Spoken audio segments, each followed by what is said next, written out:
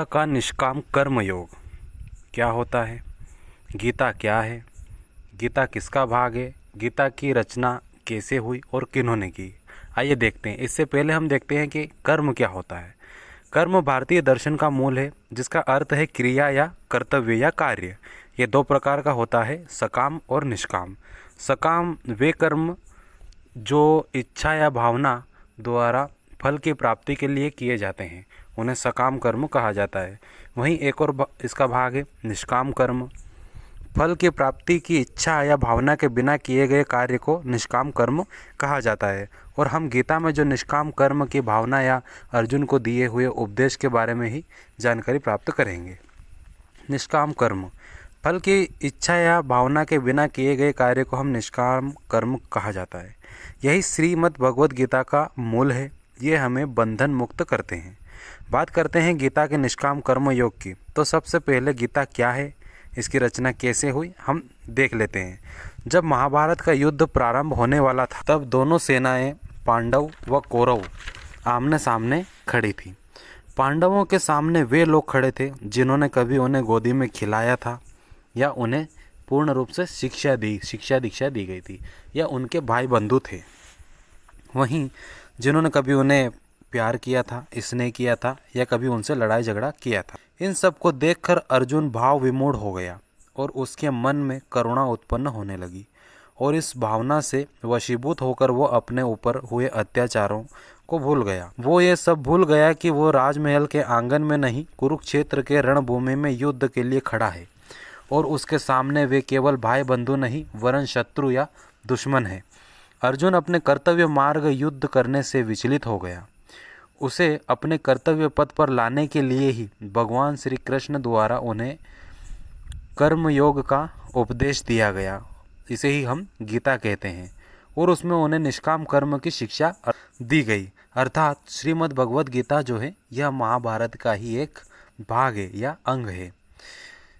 गीता के द्वितीय अध्याय में कर्म पर विशेष बल दिया गया है और उसकी व्याख्या की गई है। भगवान श्री कृष्ण अर्जुन से कहते हैं कि बिना कर्म किए संसार का कोई भी जीव नहीं रह सकता, चाहे वो योगी हो या सामान्य पुरुष, क्योंकि सांस लेना भी एक कर्म है। प्रत्येक व्यक्ति को उसके कर्म का फल अवश्य मिलता है, तो फल की चिंता किए बिना ही कर्म करें। द्वितीय अध्याय में श्री कृष्ण कहते हैं, कर्मण्यवाधिका ही रस्ते माँ फलेषु कदाचन माँ कर्म फल हेतुर्भुर्मा ते षडोत्सर्ग कर्माणि। अर्थात कर्म करने में ही तेरा अधिकार है, फल में नहीं। ऐसा समझ कि फल है ही नहीं, फल की वासना वाला भी मत हो, और कर्म करने में तेरी अश्रद्धा भी ना हो। भगवान श्री कृष्ण 39वें श्लोक में कहते हैं, पहली बार कर्म शब्द का प्रयोग करते हैं। गीता उपदेश के माध्यम से श्री कृष्ण अर्जुन को निष्काम कर्म करने के लिए प्रेरित करते हैं। इसीलिए हम आइए आगे इसमें देखते हैं कि इसकी विवेचना कैसे की गई है। निष्काम कर्म योग की विवेचना को देखते हैं। संपूर्ण गीता की जो रचना है वह निष्काम कर्म योग या कर्तव्य विमूढ़ अर्जुन को कर्म के विषय से, संपूर्ण गीता की रचना ही निष्क्रिय और कर्तव्य विमूढ़ अर्जुन को कर्म के विषय में मोहित कराने के उद्देश्य से की गई है। गीता में श्री कृष्ण निरंतर अनासक्त कर्म योग करने का आदेश देते हैं। मनुष्य जीवन की सबसे बड़ी जो दुर्बलता है वह है भावनाओं और कर्म के परिणामों के संबंध में चिंतनशील रहना, चाहे परिणाम उसके बस में हो या ना हो। कर्म को लेकर कृत प्रणाश व अकृताभ्युपगम की अवधारणा है। अर्थात कृत प्रणाश के अनुसार किए हुए कर्मों का फल भी कभी नष्ट नहीं होता, और अकृताभ्युपगम के अनुसार बिना किए कर्मों का फल भी नहीं मिलता। निष्काम कर्म के दो अंग हैं, कर्तापन अर्थात ममता का त्याग, और आसक्ति अर्थात तृष्णा का त्याग। किसी भी कायिक या मानसिक कर्म में कर्तव्य, जैसे कि मैं इस कार्य का करता हूँ, का अभाव और कामना का अभाव, कामना अर्थात निष्प्रह भाव से कर्म करना, यदि रहे, ये दोनों चीज़ें रहें, तो वह कर्म निष्काम या अनासक्त कहलाता है। यह कर्म बंधन का साधन नहीं, बाधक है। जैसे कि भूंजे हुए बीज में वपन शक्ति अर्थात उगने की शक्ति नहीं होती, उसी प्रकार राग द्वेष से रहित कर्म में बंधन की शक्ति नहीं होती। इस प्रकार के कर्म को करता हुआ भी मनुष्य अकर्ता है, क्योंकि इन कर्मों में फल उत्पादक शक्ति नहीं होती, अर्थात फल देने की शक्ति नहीं होती। प्रश्न यह है कि कर्म के लिए तो प्रेरणा की आवश्यकता है। हम कोई बिना प्रयोजन तो कर्म नहीं कर सकते। अतः निष्काम कर्म जो है मनोवैज्ञानिक दृष्टि से असंभव है। कामना रहित तो कर्म हो ही नहीं सकता। यदि हम में कोई कामना ही नहीं तो हम कर्म ही क्यों करें? इस प्रश्न का जवाब कृष्ण ने दिया है।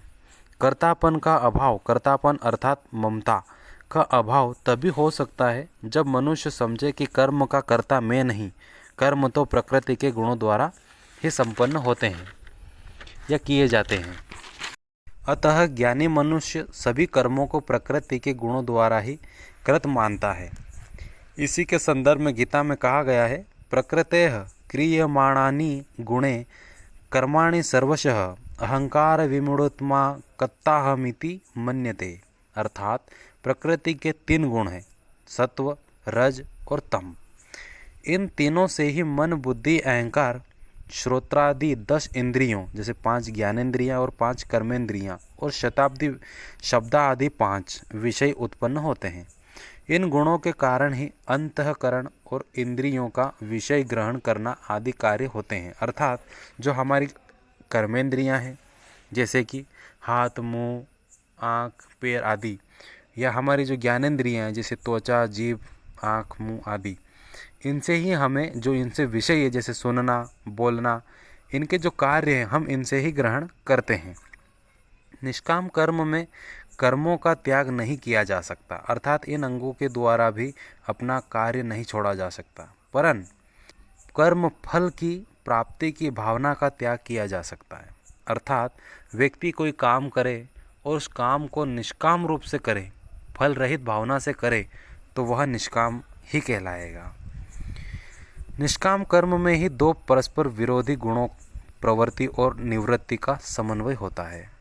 प्रवृत्ति का मूल कर्म का आदर्श है और निवृत्ति मूल वैराग्य का आदर्श है। गीता में प्रत्येक व्यक्ति से कर्म का संपादन करने का आदर्श प्रस्तुत करती है, अर्थात कर्म फल में आसक्ति का भाव न रखना ही इसका मूल रूप है।